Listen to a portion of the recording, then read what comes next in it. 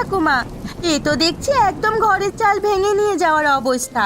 তার উপর দেখো কেমন গোটা ঘর জলে ভরে যাচ্ছে। এরকম যদি চলতে থাকে আজ রাতে পুরো ঘর কি ভেসে যাবে গো ঠাকুমা? তাই তো দেখছি রে মা, কনা সৃষ্টি বৃষ্টি থামার তো কোনো জো নেই। সকাল থেকে সেই পড়েই যাচ্ছে। কতক্ষণ থেকে এটা ওটা দিয়ে কোনো মতে জল আটকাচ্ছি। এভাবে আর কতক্ষণ চলবে? ঠাকুমা, ভয় করছে তো ঠাকুমা। আর যদি বৃষ্টি না থামে, ভাসিয়ে নিয়ে যায়, তাহলে কি হবে? বাচ্চা, এইসব কথা বলিস নে।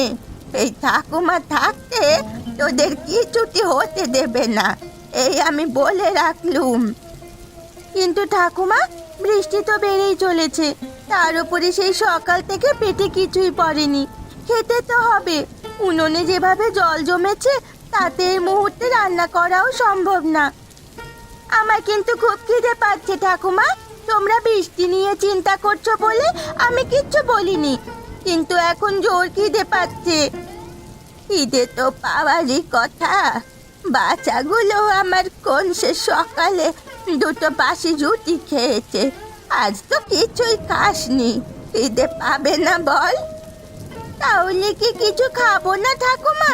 কিছু তো খেতে দাও। দিদি তো বললো রান্নাও হবে না।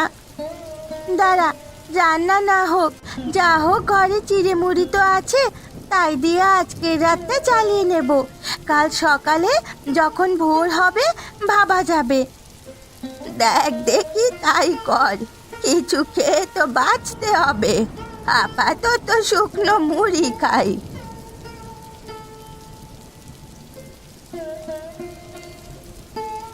এই নাও ঠাকুমা, তোমার মুড়ি। চলো সবাই মিলে খেয়ে শুয়ে পড়ি। তাই চল। আমার আবার শরীর খুব একটা ভালো লাগছে না। তাড়াতাড়ি খেয়ে নে, তারপর যে শুকনো জায়গাটা আছে ওখানেই তিনজন মিলে কোনো মতে শুয়ে রাতটা কাটিয়ে দিই। সকালে যা হবে ভাববো খন। কি হয়েছে ঠাকুমা? তোমার কি শরীর খুব খারাপ লাগছে? আমাকে বলো। এমন কিছু না, আসলে বৃষ্টিতে ভিজেছি তো, তাই হয়তো একটু জ্বর এসেছে। বুড়ো হাড়ে একটু তো কষ্ট হবে। চল চল, এখানে বিছানা করে শুয়ে পড়ি। হে ঠাকুমা, তাই করো। আমার খুব ঘুম পাচ্ছে।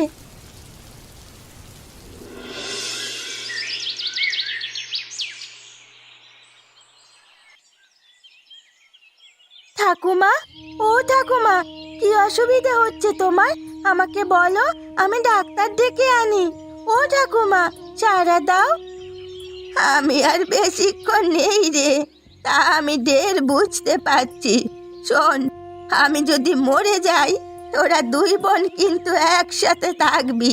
সীমা এখনো অনেক ছোট, ওকে সব সময় দেখে রাখবি, কেমন? ঠাকুমা, এসব তুমি কি বলছো? তোমার কিচ্ছু হবে না। আমি এক্ষুনি ডাক্তার ডাকতে যাচ্ছি। দেখো, ওষুধ দিলে তুমি আবার ঠিক হয়ে যাবে। আমি ঢের বুঝতে পারছি রে, আমার আর ঠিক হওয়ার সময় নেই। এবার বোধহয় আমার যাওয়ার সময় হয়ে এসেছে, তাই এবার আমাকে যেতেই হবে।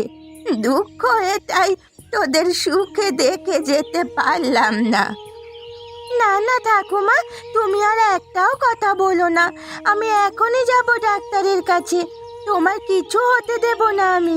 তোমার কিছু হয়ে গেলে আমরা কি নিয়ে থাকবো? কার কাছে যাব তুমি বলো? কোথাও যেতে হবে না রে, তোরা দুটিতে আমার কাছে এখন বস। আমি যাওয়ার আগে তোদের দুজনকে প্রাণ ভরে দেখে যাই। আর শোন রিমা, আমার কিছু হয়ে গেলে তোরা তোদের কাকার বাড়িতে যাবি। তোর বাবার জমিগুলো তোর কাকাই চাষ করে। কাকার কাছ থেকে জমিগুলো বুঝে নিস। কি হবে কোন? তুমি ওসব কথা রাখো দেখিনি। এইসব অলক্ষণে কথাবার্তা আমি শুনতে চাই না। একটু জল দে, একটু জল দে। এই তো দিচ্ছি ঠাকুমা। ঠাকুমা চোখ খোলো, ও ঠাকুমা, ঠাকুমা চোখ খোলো। আমাদের সব শেষ হয়ে গেল রে বোন, ঠাকুমা আমাদের ছেড়ে চলে গেল। কাকা, ও কাকা, বাড়িতে আছো? কে? এই সকাল সকাল কে এত হাঁক ডাক করছে? হ্যাঁ, আমি গো কাকা, তোমার ভাই যে রিমা, একটু বাইরে আসবে?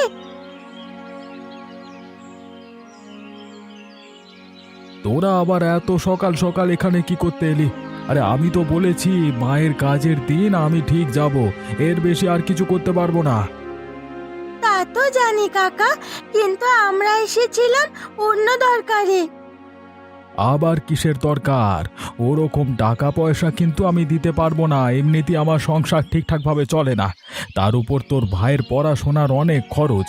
এই সময় আমি মায়ের কাজে ওই যতটুকু পারবো তাই দেব, এর থেকে বেশি আমার থেকে কিছু আশা করিস না। না না কাকা, আমি তোমার কাছে কোনো টাকা পয়সা নিতে আসিনি। আসলে ঠাকুমা মারা যাওয়ার আগে বলে গিয়েছিল তুমি নাকি আমার বাবার একটা জমি বাবা মারা যাওয়ার পর থেকে চাষবাস করো। এখন যেহেতু ঠাকুমাও নেই, তাই আমাদের দুই বোনকে বাঁচতে হবে। আমরা চাই তুমি আমাদেরকে আমাদের জমি বুঝিয়ে দাও। মেয়ে মানুষ আবার ওই জমি নিয়ে কি করবি রে?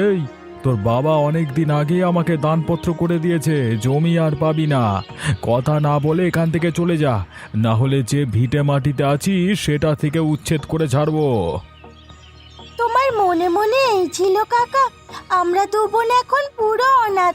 তুমি আমাদের বাবার মতো, আমাদের নিজের কাকা, আর তুমি কি না এখন আমাদের সব থেকে বঞ্চিত করার চেষ্টা করছো? আরে যা যা, বেশি কথা বলিস না তো।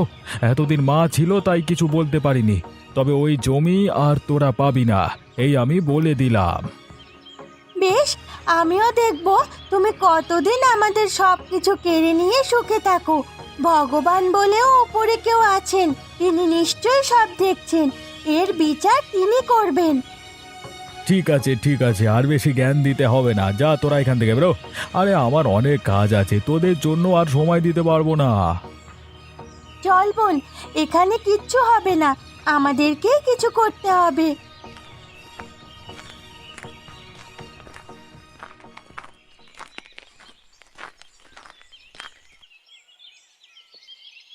কে গো এত সকাল সকাল? কি আবার ওই আপদগুলো, ওই রিমা সীমা এসেছে জমির ভাগ নিতে। এত সহজে আমি ওই জমি ছেড়ে দেব? দিয়েছি তাড়িয়ে। যদি ওরা কিছু করে যদি পুলিশের কাছে যায় বা কারোর কাছে বিচার চাইতে যায়, তখন কি করবে?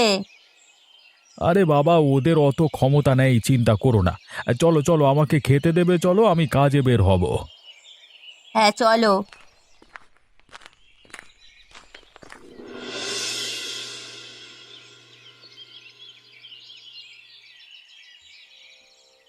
কি হলো রিমা, এখানে মন খারাপ করে একা একা বসে আছো যে? কি করব আর তুমি বলো, ঠাকুমাও চলে গেলেন, এখন বোনকে নিয়ে আমি পুরো হাবুডুবু খাচ্ছি। জানি না কোথা থেকে আমাদের দুবেলার ভাত জোগাড় করব। কেন, আমি তো জানতাম ঠাকুমা এদিক ওদিক থেকে এটা সেটা কুড়িয়ে বাজারে বিক্রি করতেন, সাথে তোমাদের ওই জলা জায়গাটাতে এটা ওটা চাষ করে বাজারে বিক্রি করতেন। তুমিও তো অমন কিছু করতে পারো। আমাকে যেন মানুষ চেনে, আমি ওইভাবে যে বিক্রি করতে যাব, কে নেবে? তাছাড়া আমি বিক্রি বা করব কি, এখন তো তেমন কিছু ফলনও নেই। তা তো তোমাকেই ভাবতে হবে মহারানী, আর লোক তো আর তোমার মুখ দেখে আসবে না, তোমার বুদ্ধি দেখেই আসবে। মানে? মানে হলো এই যে তোমাকে এমন ব্যবসার কথা ভাবতে হবে যেটা করতে গেলে তোমার মূলধনও তেমন কিছু লাগবে না, কিন্তু তুমি অনায়াসে এই ব্যবসা সারা বছর করে যেতে পারবে, বুঝলে? এমন কি ব্যবসা আছে? আমি কেন বলবো, তোমার নাকি মাথায় অনেক বুদ্ধি, তুমি বের করো। ও সব বুদ্ধি আমাকেই বের করতে হবে? এখানে আছো কি করতে শুনি? আমি তো এসেছি আপনার সাথে দেখা করতে মহারানী, আমি না থোড়ি জানি ব্যবসার কথা। হেয়ালি করো না তো, বলো না, বলো না কি ব্যবসা করা যেতে পারে। দাঁড়াও দাঁড়াও, আজকের দিনটা ভেবে দেখি, তারপর সকালে জানাচ্ছি। চলো এখন বাড়ি যাও, চলো। হ্যাঁ,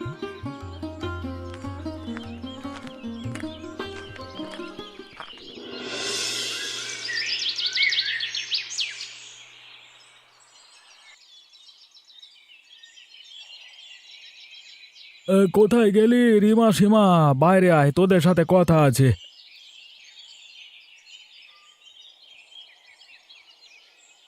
কি ব্যাপার কাকা, সকাল সকাল যে তোমরা? আমরা তো তোমাদের কাছে কিছু চাইতে আসিনি। দিদি, কাকা মনে হয় আমাদের জমি ফিরিয়ে দিতে এসেছে, তাই না কাকা? এত বড় স্বপ্ন ঘুমিয়েও দেখিস না সীমা। এ আশা জীবনে তোদের পূর্ণ হবে না। তাহলে কি করতে এসেছো কাকা, সেটা পরিষ্কার করে বলো। কালকে তো তুমি বলে দিয়েছো আমাদের জমি তুমি আমাদের ফেরত দেবে না। আমরা তো আর সে নিয়ে কিছু বলিনি, তাহলে আবার কিসের জন্য এসেছো? কাল তোদের বলতে ভুলে গিয়েছিলাম যে বাড়ির দক্ষিণে যে জলা জমিটাতে, মানে যেটাতে তোর ঠাকুমা ওই কচু কলমি এসব চাষ করত, তা কিন্তু আমার নামে। এতদিন নেহাত মা ওসব বিক্রি করে তোদেরকে খাওয়াতো পড়াতো, তাই আমি কিছু বলিনি। কিন্তু এখন যেহেতু মা নেই আর ওই জমিরও কোনো দরকার নেই, ওটা এখন আমি চাষ করব। তোমার এত লোভ কাকা, ঠাকুমার ওইটুকু জমিও তুমি ছাড়বে না? তুমি তো আমাদের সব নিয়েছো, তাও তোমার হচ্ছে না। ওটা তোমার জমি নয় কাকা, আমি জানি। ঠাকুমা আমাকে বলেছে ওটা ঠাকুমার জমি, তুমি মিথ্যে বলছো। এই চুপ বেয়াদব, আর একদম মুখে মুখে তর্ক করবি না। এইটুকু মেয়ে কিছু শিখিসনি? এই বড়দের সঙ্গে কিভাবে কথা বলতে হয় জানিস না? কি করে আর শিখবে কাকা, বড়রাই যদি ভুল কাজ করে? এই তোদের বক্তৃতা শুনতে আমি এখানে আসিনি, যা বলবার ছিল বলে গেলাম। কালকে থেকে যেন না দেখি ওই জলার আশেপাশেও ঘুরেছিস। আমি আজই বিকেলে লোক লাগিয়ে চারপাশ কাঁটা দিয়ে ঘিরে দেব। দরকার নেই কাকা, তুমি সর্বস্ব নাও, আমরা ঠিক লড়াই করে টিকে থাকবো। ঠিক আছে, আমিও দেখব।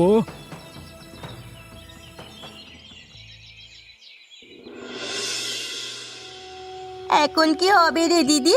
কাকা তো আমাদের কাছ থেকে জমিটুকু কেড়ে নিল, এবার আমরা কি করে বাঁচবো? বাঁচতে তো আমাদেরকে হবেই রে বোন, যে কোনো একটা উপায় বের করতে হবে। তবে তো সুজনদা বলছিল কিছু একটা ব্যবসার উপায় বলবে, কি জানি কি বলে, দেখি তারপর না হয় কিছু ভাবছি।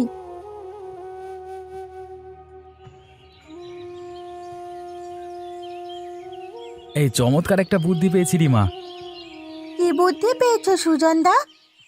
তোদের যে জমিটা আছে না, ওটাতে যদি কলমি শাকের চাষ করতিস, তাহলে কিন্তু সারা বছর ধরে বাজারে বিক্রি করতে পারবি।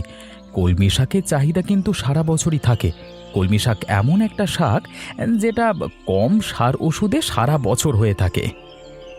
এত সুখ যদি আমাদের কপালে থাকতো, তাহলে তো হয়েই যেত সুজন। এ কথা কেন বলছো রিমা? জমিটাতে তো তোমার ঠাকুমাও চাষ করতেন, তোমরা করলে অসুবিধে কোথায়?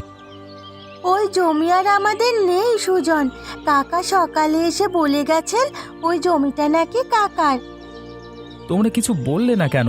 আরে ওটা তো তোমাদের ঠাকুমার জমি। এইভাবে চলতে থাকলে তো একদিন তোমাদের কাকা তোমাদের ভিটে মাটিটুকু কেড়ে নেবেন, সে কথা ভেবে দেখেছো? অনেক কিছুই ভেবেছি সুজন, কিন্তু আমাদের কিচ্ছু করার নেই। আমরা দুই অনাথ বোন কার কাছে যাব? কে বা আমাদের কথা শুনবে? সব ঠিক হলেও তোমরা এখন কি করবে সেটা তো ভাবো। আমাদের ভাবনা আমাদেরকেই ভাবতে দাও সুজন, তুমি তোমার নিজের কাজে যাও, আমাদের জন্য নিজের সময় নষ্ট করো না। এসব কি কথা বলছো রিমা? ঠাকুমা বেঁচে থাকতে কতবার করে বলেছে আমি যেন তোমাদের দেখে রাখি। আজ এই অবস্থায় আমি তোমাদের ছেড়ে চলে যাব? তাহলে আর কি করব বলো, কিছুই ভেবে পাচ্ছি না। এই দিদি, আমার কিন্তু সুজনদার ওই কলমি শাকের চাষের কথাটা বেশ মনে ধরেছে। আমি জানি কলমি শাক কিভাবে চাষ করে, শুধু আমাদেরকে সঠিকভাবে শুরু করতে হবে। সঠিক রাস্তাই তো খুঁজে পাচ্ছি না বোন। খোঁজো খোঁজো, নিশ্চয়ই পাবে। আমি এখন যাই, কালকে আবার আসবো। ভাবনা চিন্তা করো, আমিও ভাবছি। ওই কাকার ব্যবস্থা আমি করছি।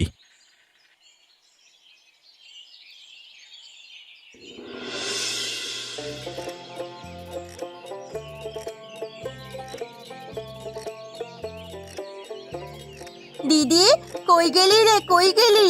তাড়াতাড়ি আয়, তাড়াতাড়ি আয়। কি হয়েছে সীমা, এত চেঁচাচ্ছিস কেন? কি এমন হয়েছে শুনি? দিদি, এই দেখ কত কলমি শাক পেয়েছি। কোথায় পেলি এসব? এ তো অনেক শাক। আরে শোন না, আমাদের বাড়ির পেছনে ছোট ডোবাখানা আছে না, যার জল এখন শুকিয়ে গেছে। এই ডোবায় হঠাৎ করে আজ মাটি আনতে গেছিলাম, সেখানেই দেখি কত কলমি শাক হয়েছে। তাই তোকে তুলে এনে দেখাতে আনলাম, আমাকে এটাই ভাজা করে দিস। তাহলে তো আমরা এই কলমি শাক কাল থেকে বিক্রি করতে পারি, তারপর না হয় আরো কিছুটা চাষ করব। ওই ডোবাখানা তো আর কারণ না, আমাদের ওখান থেকে ব্যবসাটা শুরু করতে হবে। খুব ভালো হবে দিদি, আমি তোকে হাতে হাতে শাক তুলে দেব, আর তুই বাজারে নিয়ে গিয়ে বিক্রি করবি, আমি আটি বেঁধে দেব। আচ্ছা, তাই হবে খন। তাহলে চল দিদি, আজ থেকে ডোবাটার পরিচর্যা করা শুরু করি। যে শাক আছে তাতে প্রায় 5-6 দিন ভালো মতো বিক্রি করা যাবে, তারপর দেখবি ওই কেটে নেওয়া জায়গাগুলো থেকে আবার নতুন করে শাক হবে। আমার তো ভাবতেই বেশ মজা লাগছে রে, আমাদের দুই বোনের কলমি শাকের ব্যবসা ভালোই চলবে। চলবে না মানে? চলতেই হবে। সত্যি সীমা, তোর মাথায় অনেক বুদ্ধি। তুই না থাকলে এখন যে আমি কি করতাম নিজেও জানি না। তুই চিন্তা করিস না দিদি, আমরা দুই বোন যতক্ষণ একসাথে থাকবো কেউ আমাদের কোনো ক্ষতি করতে পারবে না। এই জগতে তুই ছাড়া আমার আর কেউ নেই রে বোন, তুই আমাকে ছেড়ে কোথাও যাস না বোন। আমি তোকে ছেড়ে কোথায় যাব দিদি? তোকে ছেড়ে তো আমি কোথাও গিয়ে থাকতে পারবো না। তুই ছাড়া আমাকে আর কে মায়ের মতো ভালোবাসবে? আমার লক্ষ্মী বোন, আমার সোনা বোন, আমি তোকে অনেক ভালোবাসি বোন। সব সময় আমার সাথে এভাবেই থাকিস। তুই তো আমার মিষ্টি দিদি, তোকে ছেড়ে কোথায় যাব? এখন চল, বেলা গড়িয়ে এলো, খেয়ে নিবি চল। তাই চল দিদি, আমারও খুব খিদে পাচ্ছে।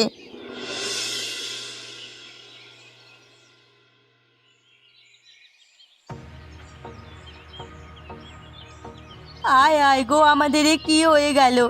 গোটা জমি আগুনে ঝলসে গেছে। এ আমাদের এমন সর্বনাশ করলো গো। এই গোটা জমির পাকা ফসল আমার শেষ হয়ে গেল। কোত্থেকে হলো, কিভাবে হলো? আমার মনে হয় কাল রাতে যে ঝড় বৃষ্টি হয়েছিল, বাজ পড়েই আমাদের এই ক্ষতি হয়েছে। তুমি ঠিকই বলেছ গিন্নি, না হলে এই অবস্থা কি করে হয়? সবই ভগবানের মার। তোমাকে বারবার বলেছিলাম এগুলোকে ঠকিও না, তুমি আমার কোনো কথাই শোনো না। হলো তো, দেখলে তো ভগবান কিভাবে সব কেড়ে নেয়। তুমি চুপ করো গিন্নি, যত সব আবোল তাবোল কথা। আমি ওদের কোনোভাবেই ঠকাইনি। যে জমি আমি এতদিন চাষ করেছি তাদের কেন দেব? আর জলাটা, এটা তো মায়ের, ওটা নিয়েও তুমি কেন টানাটানি করেছো? আমার মায়ের, তাই ওটা আমার। তাই সেই হিসেবে মায়ের মৃত্যুর পর ওটা তো আমারই প্রাপ্য। তোমাকে আমি বোঝাতে পারবো না, এত কিছু চোখের সামনে দেখার পরেও তোমার টনক নড়েনি। আরো বড় কিছু না হলে তুমি থামবে না দেখছি। দেখো গিন্নি, এমনিতেই আমার এত ফসল নষ্ট হয়েছে, আমার মাথার ঠিক নেই, তার মধ্যে তুমি এসব কথা বারবার বলো না। তোমাকে ভালো কথা বলছি, কথাই শোনো না, যা ইচ্ছে করো তুমি। তোমার জন্য আমার সংসারে অশান্তি অমঙ্গল নেমে এসেছে, এখনো সময় আছে। ওদের জিনিস ওদেরকে ফিরিয়ে দাও। কখনো না, কিচ্ছুতেই না। আমি যা একবার নিয়েছি আমি কখনো ফেরত দেব না।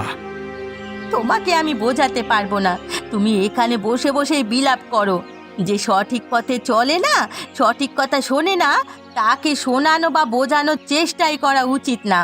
আমি চললাম, তুমি কি করবে তুমি নিজে ভাবো। আরে হ্যাঁ হ্যাঁ, যাও যাও, আমার কানের কাছে ঘ্যান ঘ্যান করো না, যাও। হ্যাঁ যাচ্ছি, তুমি বসে থাকো। এসেছে আমাকে জ্ঞান দিতে। আর বড় বড় মাছের মাথা, গয়না কেনা এসবের বেলায় মনে থাকে না টাকা কোত্থেকে আসে, যত সব মেয়েলি বুদ্ধি।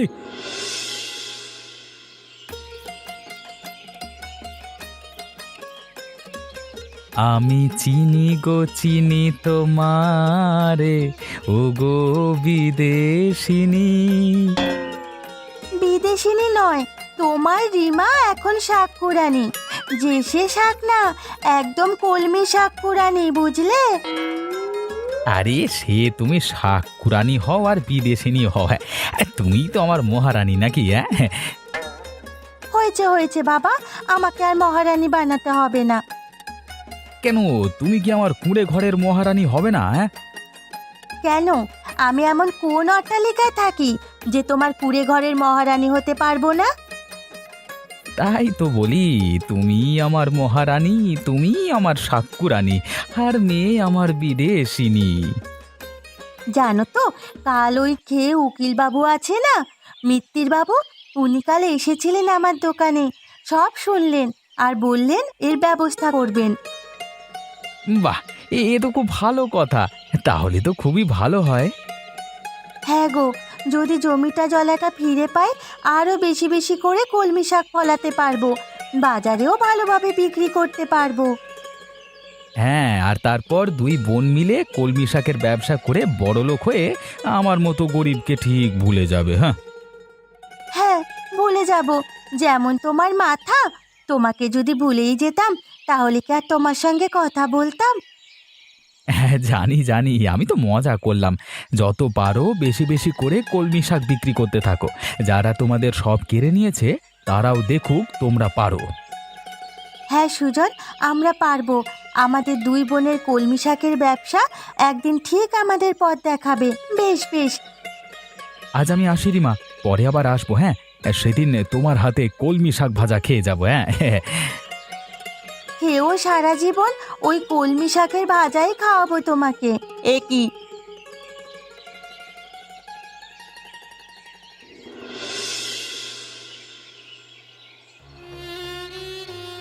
জ্বর তো একদম 103। তোমাকে কত করে বললাম, কোনো কথা শুনলে না। তুমি চুপ করো এখানে, জ্বর হয়েছে হাসপাতালে ভর্তি হয়েছে, ঠিক হয়ে যাবে, চুপ করো। কেন যে তুমি বোঝো না কোনো কথা, সেটাই আমি বুঝতে পারি না। রে এখানে বোঝাবুঝি কি আছে গিন্নি? ডাক্তারবাবু তো বলে গেলেন এমন, এর কি আর জ্বর হয়েছে, সবার হচ্ছে, আমারও হয়েছে, তাতে এমন কি আসে যায়? তুমি একটু বোঝার চেষ্টা করো। তোমার তো কোনোদিনও এমন শরীর খারাপ হয়নি। সেদিন ফসলের আগুন লাগলো, তারপর তোমার শরীর খারাপ হলো। এতক্ষণ হয়ে গেল কাল রাত থেকে, একটুও জ্বর কমলো না। মনে হচ্ছে না সেটা তোমার পাপের ফল? আমি কি সত্যি এত খারাপ কাজ করেছি? তুমি নিজেই ভাবো না, বাপ মাহারা দুটো মেয়েকে তুমি রাস্তায় এনে দাঁড় করিয়েছো। বেচারারা যাই হোক করে শুনছি কলমি শাক বিক্রি করে দিন চালাচ্ছে। বেশ, আমাকে সুস্থ হতে দাও, তারপর দেখছি। দেখছি না, তুমি কথা দাও। আমি চাই না তোমার খারাপ কাজের প্রভাব আমার ছেলে আর আমার পরিবারের ওপর পড়ুক। আমি তোমাকে কথা দিচ্ছি, আমি হাসপাতাল থেকে ফিরে গিয়ে ওদের সব ফিরিয়ে দেব। এই তো মানুষের মতো কথা, এমন হয়েই থেকো তুমি। আমার আর কিচ্ছু চাই না, টাকা পয়সা আমার চাই না, আমি শান্তিতে থাকতে চাই। আমার এখন শরীর অনেক ভালো লাগছে, বুকের ওপর থেকে একটা বোঝা নামলো মনে হচ্ছে। নাও, এবার একটু ঘুমিয়ে নাও।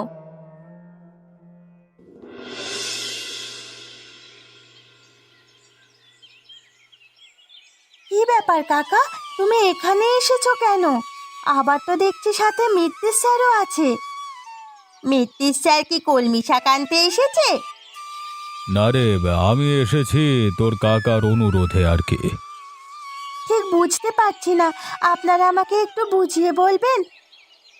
মারে, আমি তোদের কাছে অন্যায় করেছি, তোদের সব কেড়ে নিয়েছি, পারলে আমাকে ক্ষমা করে দে। আমি তোদের সব ফিরিয়ে দিলাম, আর কথা দিলাম আর কখনো তোদের সম্পত্তির দিকে চোখ তুলেও তাকাবো না। সত্যি বলছো কাকা? সত্যি পাল্টে গেছো নাকি নতুন করে কিছু করেছো? না সীমা, তোমার কাকা সত্যি পাল্টে গেছে। আজকে সকালে নিজে গিয়ে আমার কাছে তোমাদের জন্য সমস্ত কাগজপত্র ঠিক করবার কথা বলে এসেছিলেন। আমি সব কাগজপত্র ঠিক করে এনেছি, আর কেউ তোমাদের কাছ থেকে তোমাদের কিচ্ছু নিতে পারবে না। পারলে আমাকে ক্ষমা করে দিস মা, অভিশাপ দিস না, আমার ভুল হয়ে গেছে। না না কাকা, অভিশাপ কেন দেব? তুমি যদি সেদিন এমন না করতে তাহলে আজকে আমাদের কলমি শাকের ব্যবসা করা হয়ে উঠতো না, আমরাও ব্যবসাটাকে এত বড় করতে পারতাম না। বেশ, তাহলে জোর কদমে এবার জলা জমিটাতে কলমি শাক চাষ করা শুরু করে দে। বাজারে প্রতিদিন আরো বেশি বেশি করে কলমি শাক চাই আমাদের। আমি আজই এই জমিতে কলমি শাক দেব। শোন রিমা, আমার কাছে একটা ভালো জাতের কলমি শাক আছে, আর এতে তেমন সার ওষুধ কিছুই লাগে না, শুধু একটু জল পেলেই তরতরিয়ে ওঠে। হ্যাঁ, কালকে দিয়ে যাব। ঠিক আছে, ওটাই চাষ করব। সত্যি, খারাপ সময় না এলে বোধহয় মানুষ নিজেকে চিনতে পারে না। হ্যাঁ রে দিদি, সেদিন যদি কাকা আমাদের সব কিছু কেড়ে না নিত তাহলে বোধহয় আমরাই কলমি শাকের ব্যবসার কথা ভাবতাম না। ব্যবসার বুদ্ধিটা আগে তোমাদের মাথায় কে দিয়েছিল সেটা তো বলো। সুজনদা, সে তুমি যাই বলো না কেন, বুঝেছি তা কিন্তু আমার মাথায়ও এসেছিল। আরে বাবা হ্যাঁ, তোরা দুজনেই সব করেছিস, আমি তো শুধু শাক কাটতাম আর আটি বাঁধতাম। আহা, রাগ করছো কেন? তোমাকে কি বলেছি যে তুমি কিছু করনি? দিদি, এবার আমাদের ভাঙা চালটা তো সারাতে পারবো? সে তো অবশ্যই, আবার বর্ষাকাল আসছে, তার আগে চালটা সারিয়ে নেব। আমাদের জমিটাতেও একপাশে কলমি শাকের বীজ দেব, বাজারে এখন আমাদের কলমি শাকের খুব চাহিদা। আমরা কি শুধু কলমি শাকের কথাই ভাববো নাকি অন্য কথাও ভাববো? অন্য আবার কি কথা? এই মুহূর্তে আমাদের দুই বোনের কলমি শাকের ব্যবসা যেভাবে চলছে, আশা করি আর কিছুদিনের মধ্যে আমরা ভালো দিন দেখব। হ্যাঁ, আমার ভালো দিন যে কবে আসবে। তোমারও ভালো দিনের অভাব নেই, কোম্পানিতে কাজটাও তো পেয়েছো। কাজটা পেয়েছি বলেই তো ঝামেলা। ঝামেলা কিসে? আমি যদি বাইরে থাকি আমার ঘর সামলাবে কে? দিদি সামলাবে। দেখেছো, যেটাই পুচকি সীমা বুঝে গেল সেটা তুমি বুঝলে না। কি মজা, সুজনদার দিদিভাইয়ের বিয়ে হবে, আমরা এক গ্রামেই থাকবো, একসাথেই থাকবো, আর একসাথে কলমি শাকের ব্যবসা করব। হ্যাঁ, তোরা একসাথেই থাকবি, এখানেই থাকবি, আর একসাথেই কলমি শাকের ব্যবসা করবি। তোমার কি সম্মতি আছে রিমা? হ্যাঁ, তাহলে দেরি কেন সুজনদা, তাড়াতাড়ি বিয়ের দিন দেখো, তারপর আমরা তিনজনে মিলে একসাথে থাকবো আর আমাদের কলমি শাকের ব্যবসা আরো বড় করব। একদম ছুটকি, বলো কলমি শাকের ব্যবসা যুগ যুগ জিও।